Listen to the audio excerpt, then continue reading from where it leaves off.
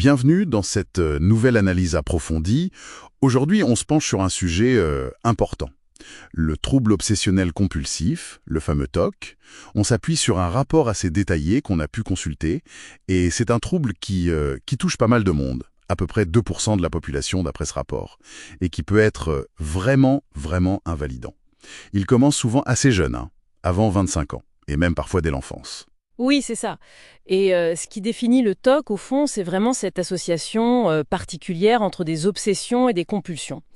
Les obsessions, pour faire simple, ce sont des pensées ou des images, parfois des impulsions, qui arrivent comme ça, de façon répétée, intrusive. La personne ne les veut pas, mais elles sont là. Et surtout, elles génèrent une anxiété, une angoisse vraiment importante. D'accord. Et les compulsions, elles arrivent après, c'est ça? Pour essayer de gérer cette anxiété? C'est exactement l'idée, oui. Les compulsions, ce sont soit des comportements qu'on répète, le lavage des mains, les vérifications, l'ordre, soit même des actes mentaux, comme compter dans sa tête, répéter des mots. Et la personne, en fait, elle se sent obligée de faire ça. C'est pas un choix. C'est pour tenter de neutraliser l'angoisse de l'obsession ou pour empêcher que quelque chose de terrible, enfin quelque chose qu'elle redoute, n'arrive. Ok. Essayons de voir plus concrètement. Le rapport donne des exemples, comme cette peur de la contamination. Ça mène à des lavages compulsifs, sans fin parfois. Tout à fait, c'est un thème très fréquent. Ou alors l'obsession de faire une erreur ou d'oublier quelque chose d'important, qui pousse à vérifier, revérifier encore et encore. La porte, le gaz. Ça doit être épuisant. Ah oui, c'est extrêmement épuisant. Et il y a d'autres thèmes, les pensées dites interdites, qui peuvent être agressives ou sexuelles ou religieuses, que la personne juge totalement inappropriées et qui la perturbent énormément. On trouve aussi des préoccupations autour de la santé, la peur d'avoir une maladie grave, ou même sur l'apparence physique. Et ce qui est vraiment central et que le rapport souligne bien, c'est que ces rituels, ces compulsions, n'apportent aucun plaisir. Zéro. Ah oui, c'est important ça. C'est crucial. Ça apporte juste un soulagement temporaire de l'anxiété et souvent, le rituel est complètement déconnecté ou en tout cas excessif par rapport à la peur de départ, quoi. Et la personne qui vit ça, est-ce qu'elle s'en rend compte? Est-ce qu'elle sait que ses pensées, ses obsessions sont un peu irrationnelles? Alors, dans la plupart des cas, oui. C'est ce qu'on appelle l'insight, la prise de conscience. La personne reconnaît que ce sont ses propres pensées, mais qu'elles sont bizarres, intrusives, excessives. C'est très différent, par exemple, des idées délirantes dans la schizophrénie où il n'y a pas cette critique. D'ailleurs, cette conscience rend les choses encore plus difficiles. Ça crée une vraie souffrance, une lutte intérieure. Après, le degré d'insight peut varier, il peut être plus faible. Et ça peut jouer sur le pronostic et l'approche. Le rapport souligne aussi des choses spécifiques chez les enfants et les ados. C'est similaire, mais peut-être plus changeant. Et la famille est souvent impliquée. Oui, c'est juste. Chez les plus jeunes, les symptômes peuvent être multiples, fluctuer davantage. Et effectivement, l'entourage, la famille, peut se retrouver pris dans les rituels. Les parents, pour calmer l'angoisse de l'enfant, peuvent parfois, sans le vouloir, participer au rituel, ce qui peut renforcer le trouble à terme.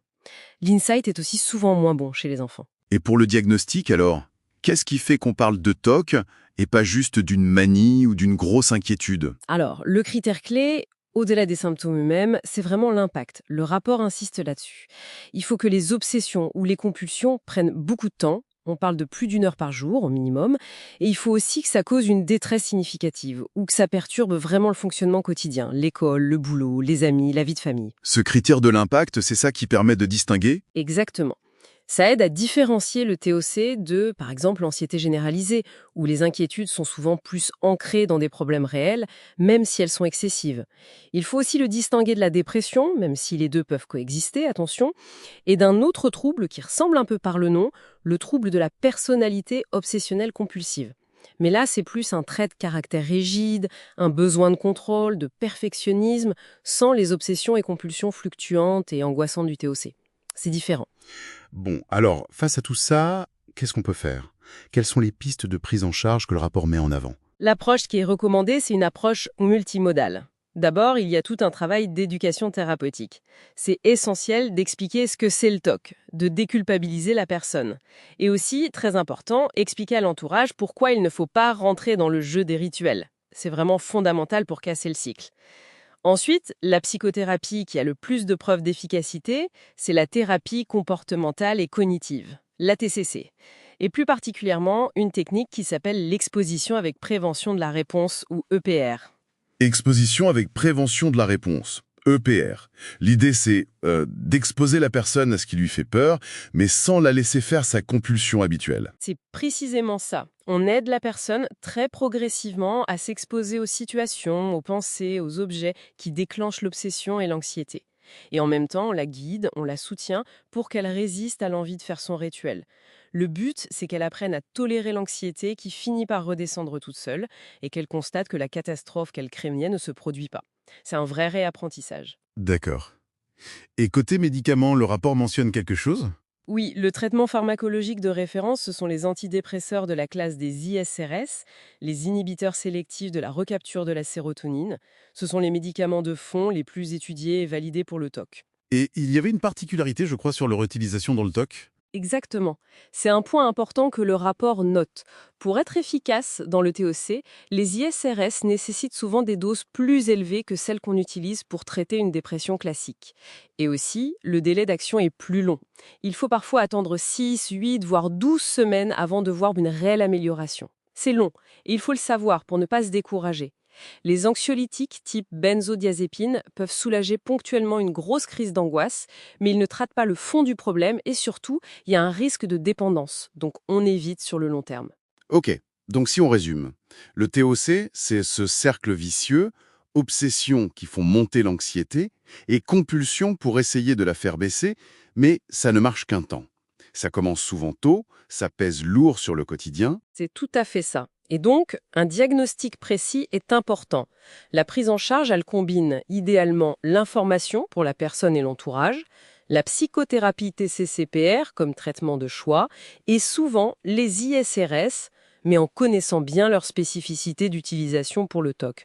Et vraiment, la collaboration entre la personne, sa famille et les soignants, c'est la clé du succès. Sans traitement, le risque, c'est l'isolement social et souvent des complications comme une dépression secondaire. Et pour terminer, une petite réflexion que m'a inspiré une phrase du rapport.